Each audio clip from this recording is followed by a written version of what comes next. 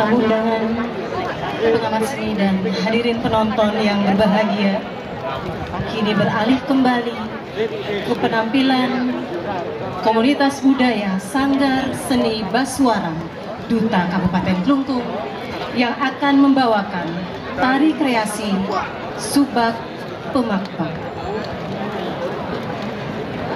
Subak adalah suatu organisasi para petani di Bali. Pemakbak adalah perintis atau pelaku. Di bawah atap Subak, para petani sirnakan keluh kesah, kumandangkan tembang-tembang kegirangan sebagai rasa syukur atas karunia Hyang Dewi Sri.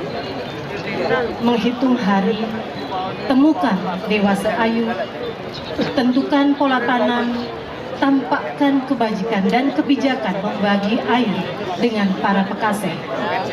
Itulah keseharian para petani dalam organisasi Subak yang satu-satunya di Nusantara yang tak tergoyahkan oleh badai zaman sehingga sampai saat ini tetap ada.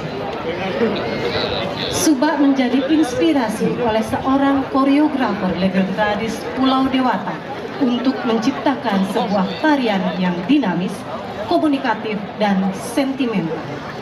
Sebuah tari yang diiringi nyanyian alam dari deburan ombak, percikan air telaga irigasi, benturan antara baja cangkul dengan setangkai bambu pengusir burung-burung pemakan padi. Karya ini diciptakan tahun 2009 pada ajang Festival Lomba Tari Nusantara di Taman Mini Indonesia Indah Jakarta oleh Duta Kabupaten Klungkung dan pernah disajikan pada ajang Pesta Kesenian Bali tahun 2011 oleh Duta Kabupaten Klungkung. Hari ini kembali tarian ini dipentaskan dalam ajang Parade Gong Kebiar Wanita Pesta Kesenian Bali ke-46 tahun 2024. Penata tari Iwayan Joana Adi Saputra SSN, penata iringan Ikomang Sukayo SSN, pembina tari Agung Putra Dalam Ikade Yoga Aditya, pembina iringan Pande Ariwibawa Putu Agus Dharmajaya, Sang Made Swastama, Bayu Priyanka, Iwayan Astawan, dan Iketut Astika. Hadirin penonton yang berbahagia, inilah tari kreasi Subak Pemakbak, persembahan Duta Kabupaten Klungkung.